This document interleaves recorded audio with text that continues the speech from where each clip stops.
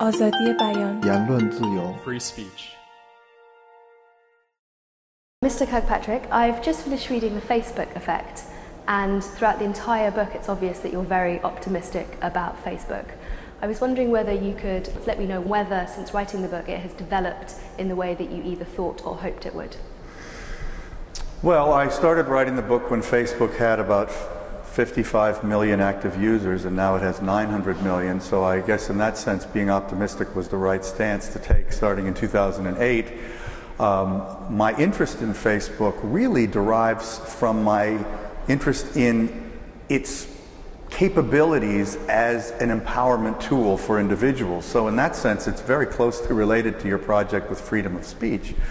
I always saw Facebook from the beginning as a place that enabled people to broadcast, which was, well, at least certainly since the launch of the news feed, which was in September of 2006, Facebook has uniquely given individuals the ability to broadcast messages to their friends, which was in itself a new capability, given that broadcasting was historically a capability limited to a very, very small elite controlled by large companies, typically in most all societies.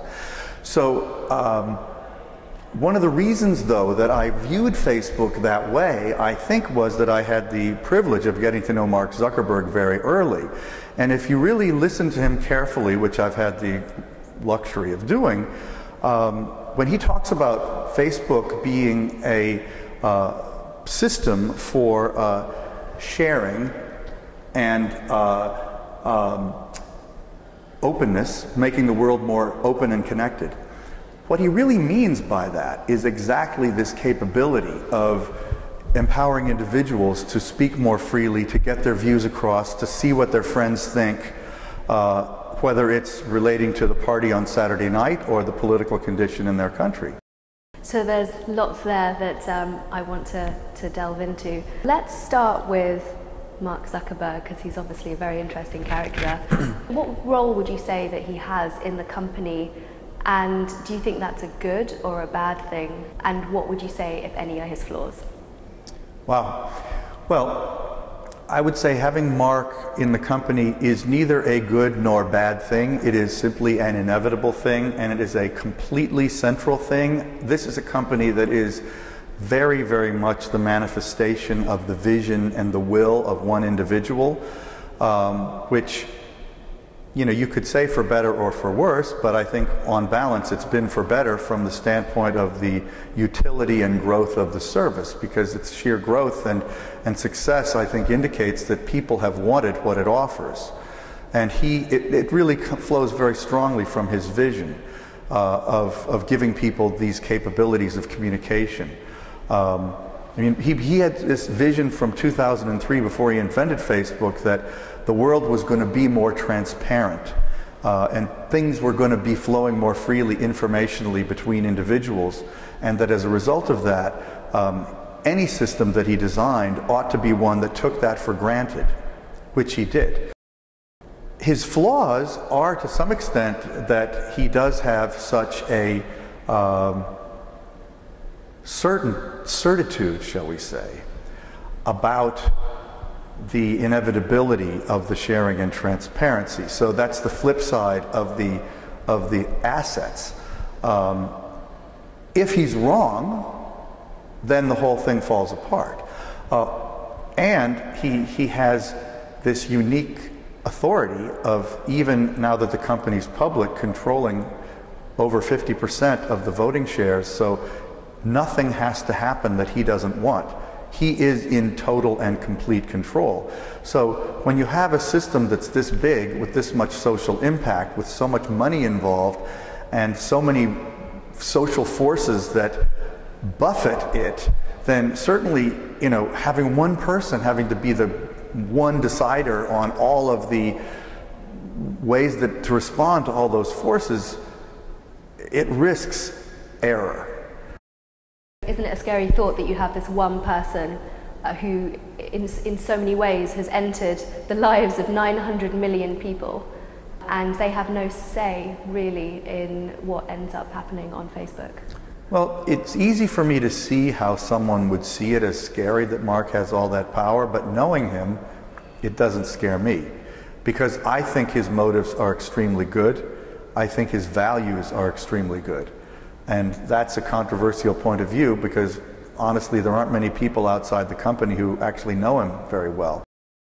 This is, in my opinion, one of the most impactful, if not the most impactful project on freedom of speech I can think of. I mean, to me, it's often been analogized to the invention of the telephone or television or the printing press. I mean, Facebook is that different from what came before it. I'm not saying it's necessarily as important as any of those things, but it's not an unreasonable comparison because it is a completely new kind of communication tool that is spreading across the entire planet.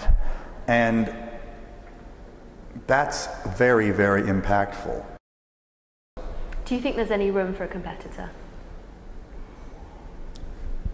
I don't think we're likely to see a global social network competitor to Facebook.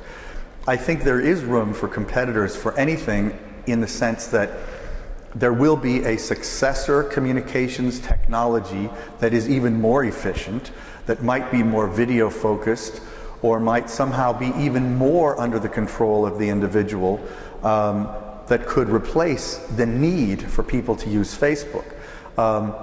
Or possibly Facebook embeds itself further as infrastructure and makes it possible for even more innovative systems to emerge on top of it. Because one of the complexities of Facebook is that one of the things it's doing is becoming part of the infrastructure of the internet. So just as the internet's existence allowed for the emergence of Facebook, Facebook's existence and development as part of the internet infrastructure is now enabling the emergence of other communications technologies, like, for example, Pinterest, which really is dependent in some ways on Facebook for the distribution of its information. And so, you know, it may be that Facebook's competitor emerges on top of Facebook, and then itself becomes infrastructure. I mean, these things are so intertwined as they develop on the internet that it's extremely hard to anticipate their direction. But I think the idea that there will be another social network that kills Facebook is crazy because it presumes that we don't have evolution of technologies. We're not going to see the same thing come along and just do it better. We're going to see something fundamentally new. So you've talked a lot about citizen empowerment so far, and so we wouldn't be able to really talk about citizen empowerment without talking about the Arab uprisings. I mean, what's your take on that and the role that Facebook played? Because, you know, for some people, very sort of fed up of the term sort of Facebook revolution, thinking that it takes agency away from the individual. I mean, what are your thoughts on that? Yeah, I mean, some people have, for example, Malcolm Gladwell wrote a famous piece in the New Yorker arguing that social media didn't really have that much to do with the Arab Spring. It wasn't really a political tool. I totally disagree with that. I mean, I think in any era, dissatisfied and activist citizens use whatever technology is available to them to achieve their goals. And I think Facebook was and Twitter were uniquely powerful tools for citizens to use in 2011 during the Arab Spring and in 2012 for whatever political efforts they choose to undertake. So I absolutely think that had Facebook not existed, the Arab Spring would not have played out the way that it did. So whether you want to call it a Facebook revolution or not is immaterial. It was used.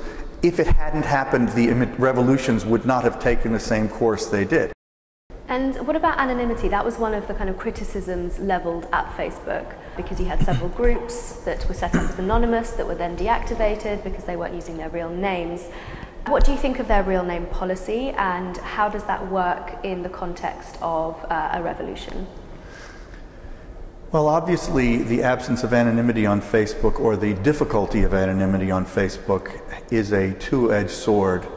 On balance, I think the empirical evidence shows that it has not impaired Facebook's effectiveness as a political organizing tool. It has the virtue of enabling activists to police their own communities online. And in Egypt, it's documented that because the secret police was very active in Facebook and tried desperately to infiltrate and manipulate the anti-Mubarak groups, the identity policies of Facebook enabled the political activists to determine who the secret police were and to exclude them or to mislead them. And it was actually a very useful thing for many of the activists in Egypt. But obviously there are plenty of situations where a political view is so incendiary that to identify yourself by name as holding that political view is dangerous. And in that case, you know, it may be harder for Facebook to be used as an initiating tool for political revolt. Although I think just the evidence again suggests that brave people, who are the people in any political uprising who are willing to go in the streets and put their lives at risk, are also willing to put their names at risk on Facebook when it comes to upholding a political view. So, you know, and that's true even in China with the Weibos now, that, you know, the government pretty much can figure out who any Weibo, you know, speaker is if they want to. And people say things that are quite risky and brave in some situations. And so, you know, I actually am a very strong identity advocate myself in general in most contexts. And I've always believed that I should use my real name in the internet and have the courage of my convictions. And I think Mark Zuckerberg holds to a similar view. It's one of the things that I think he and I agreed on that led me to kind of grok him and understand him early on. So there's 2 points there that I want to speak to you about. The first, identity. Facebook is really forcing you to have a single identity, which, as we know in the real world, just isn't the case. Mm-hmm. And it doesn't mean that you're not genuine if you have a different identity at work than you do in your social life.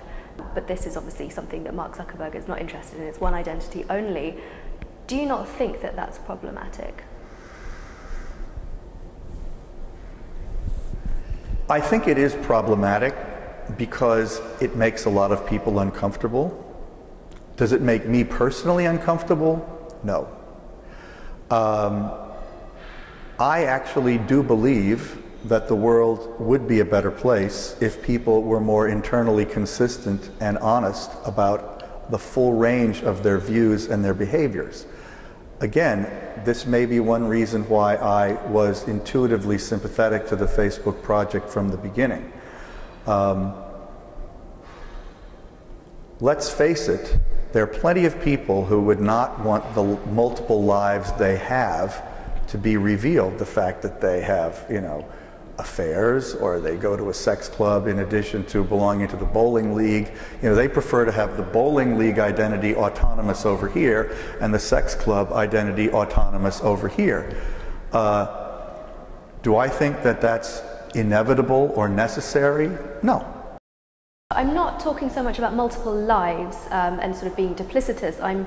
I just mean that, let's say, a mother will behave very differently and have a very sort of different identity to her children as she does in her workplace, as she does with her friends. Mm-hmm. It's not about living different lives, it's just about the different parts of your personalities which you show different people based on the context. Well, I think that you can look at the Facebook identity issue as an issue of internal consistency, which is how I was discussing it before, or as an issue of control.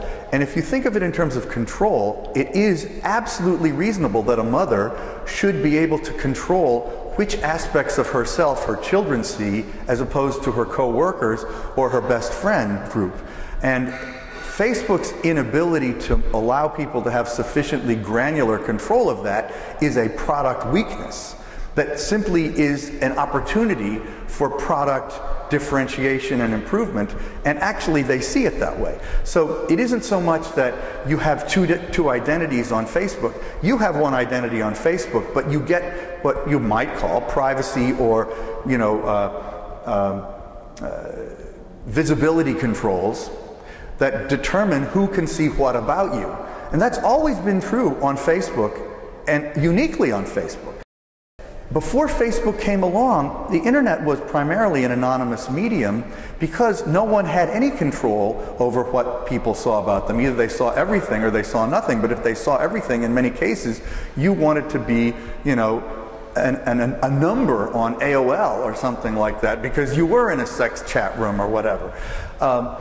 And that privacy heritage of Facebook actually has been there from the beginning.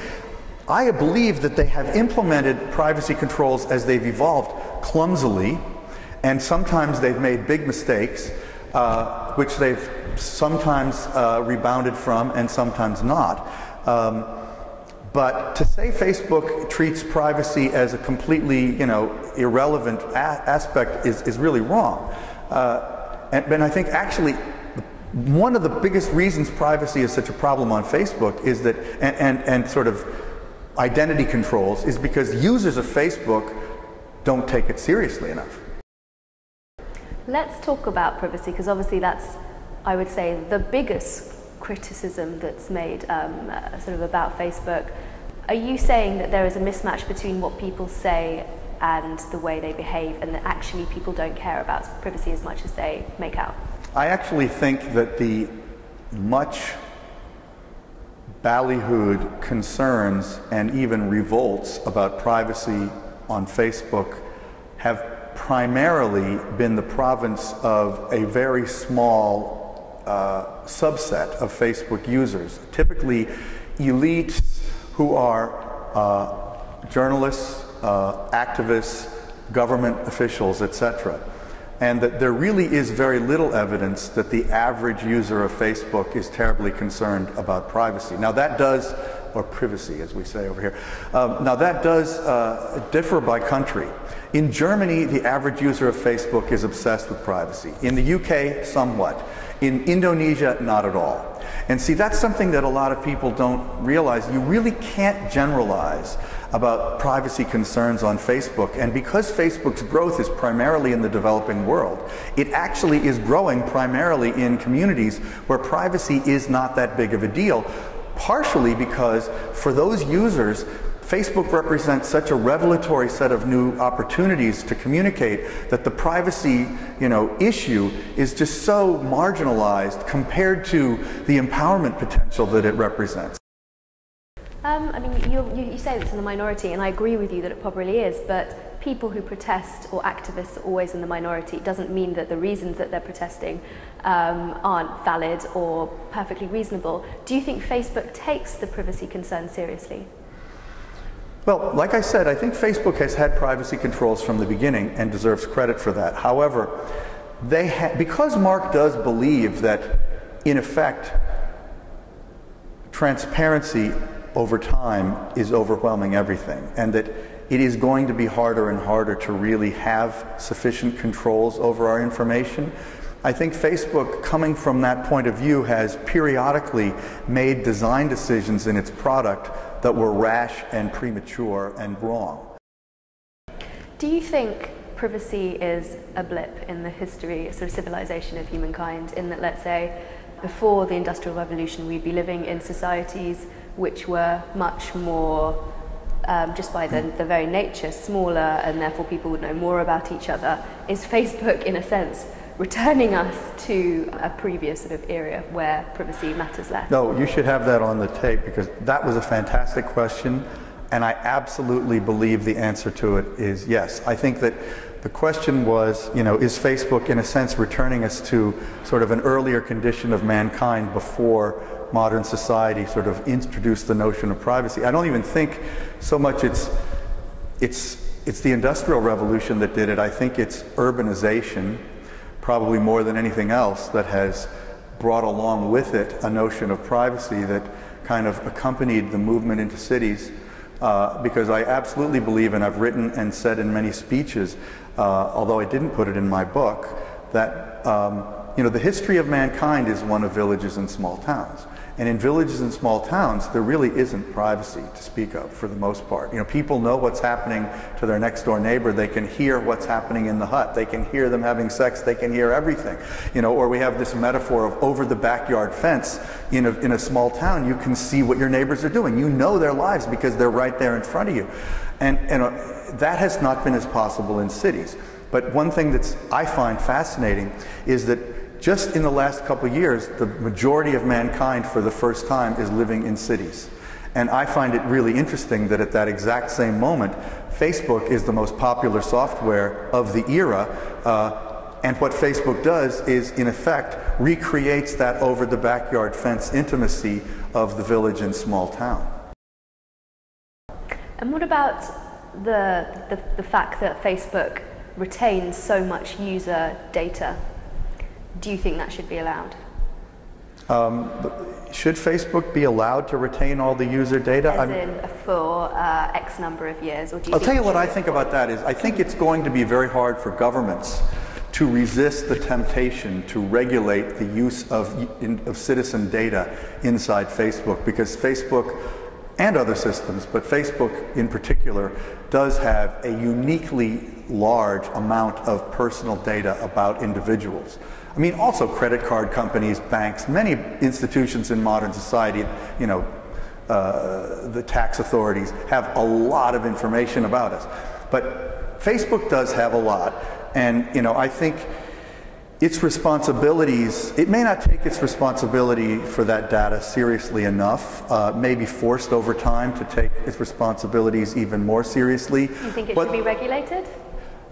I think it probably will be regulated, whether it should be or not. I think governments are pretty bad at knowing how to regulate any technological innovation, because governments don't move as quickly as technologies do. But I think the quantity of personal data that Facebook is beginning to aggregate is so vast that governments will have a hard time risking, you know, avoiding the temptation to regulate it. And I think Facebook does need to establish much clearer and more rigid policies for the ways it treats the enormous amount of data that it owns.